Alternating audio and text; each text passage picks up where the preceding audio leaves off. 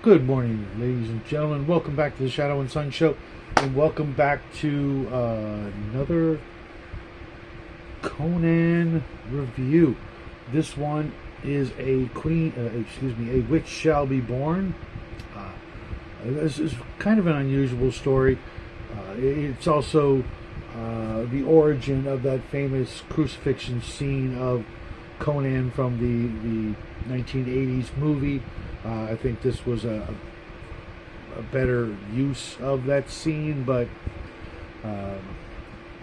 take that for just my opinion.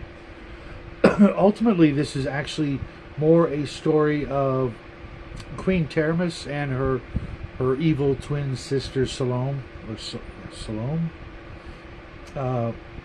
who is parted from her older sister, by a few moments, because she is born with the birthmark of the witch, and there's a little bit on how every 100 years another witch will be born from that bloodline, going all the way back to kind of the Bible, depending on how you look at it. I think that's what the implication is, personally, or maybe later on. Either way, you can't help but notice the tie-in there if you've done any reading whatsoever. But ultimately, this is a story of the two of them and how Salome comes back after having been separated at birth and left to die in the desert, and raised by a rather powerful sorcerer, but he kicks her out because she's not really all that good at the witchery thing. Good enough to do what she will do later in the story, but not good enough for his needs or desires. And she comes back and replaces her sister and takes over her kingdom of Karan. I don't know. It's always weird when they put a K and an H together for me. Go figure. And with the help of a rather evil Shemite named Constantius.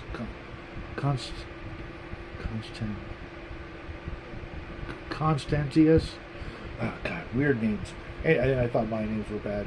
And he helps her rule over the kingdom with his army of Shemites, doing horrible, despicable things to all the folk there, forcing the Quran Knights and all the other warriors to either perish or flee. Fortunately, they will come back later in the story to save the day, and where Conan is then crucified and left to die, but rescued sort of by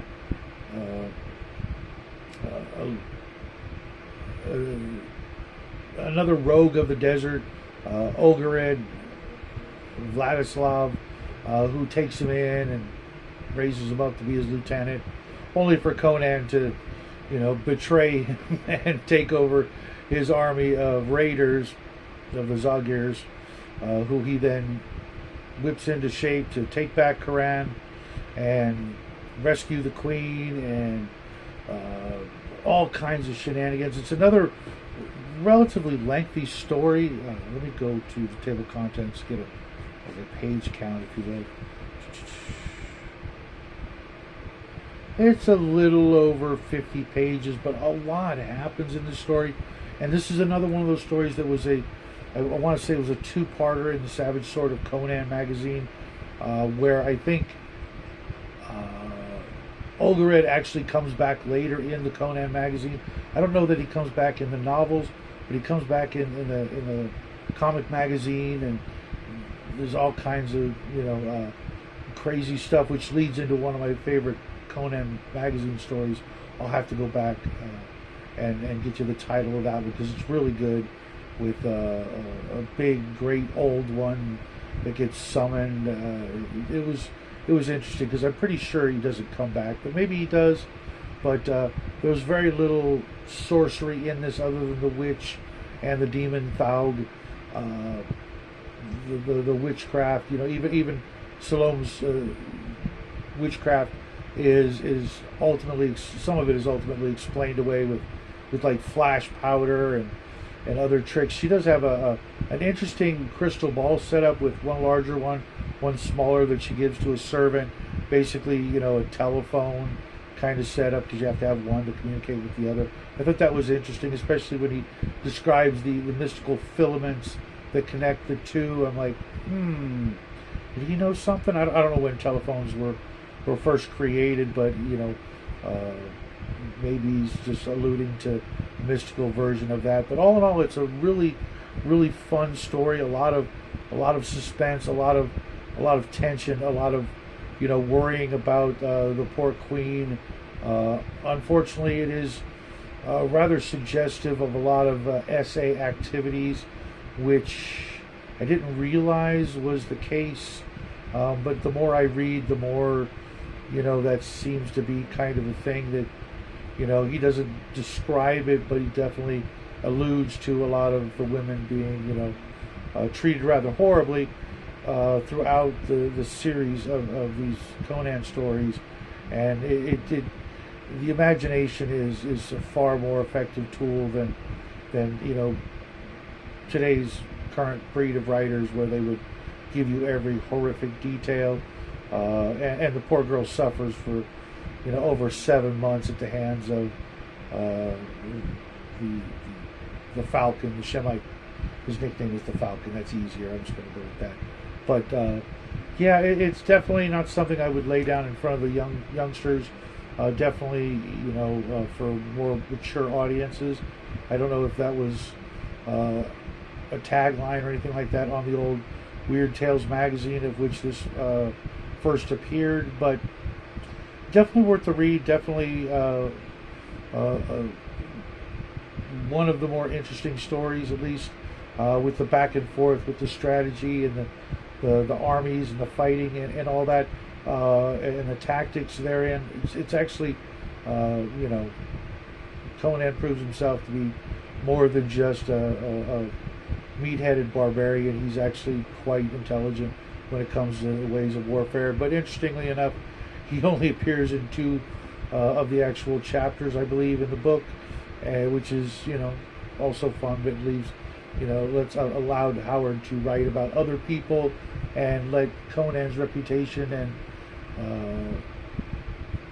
aura of being well known by everybody everywhere he goes to help tell the story. But that's what I got for you this morning. Actually, once again, that was a big fat fib. I got another little video coming right after this, because I didn't want this one to drag on too long, 5-10 minutes, to give you a quick synopsis of A Witch Shall Be Born. I highly recommend you read it in one form or another. Personally, I think I enjoyed the Savage Sword magazine version. It didn't seem to veer too far off from this actual story, and the artwork, kind of helped, especially with the demon and some of the other characters, and the way they drew Queen Taramis and Salome was also fun, because they had the good version and the evil version. The way the artist would be able to show you that with the facial expressions. The good one was always pure and well, not pure anymore, but a good-hearted woman, and then with a subtle flick of the pen, suddenly you could just tell that she's the witch. But I'm looking forward to actually, honestly, getting through this one and into the next one, which I believe is Conan the Conqueror, or the Sword of Conan. I'm really looking forward to the latter stories, according to this, because I only made it so far in the old paperbacks, as we talked about before, and I'm kind of curious to see how he does as as a king of Zamora, I think it was. No, Aquilonia. Sorry, he eventually comes to rule Aquilonia. But we'll get to that when we get to that. You guys have yourself a great day. Happy Tuesday, and I will see you guys in the funny papers.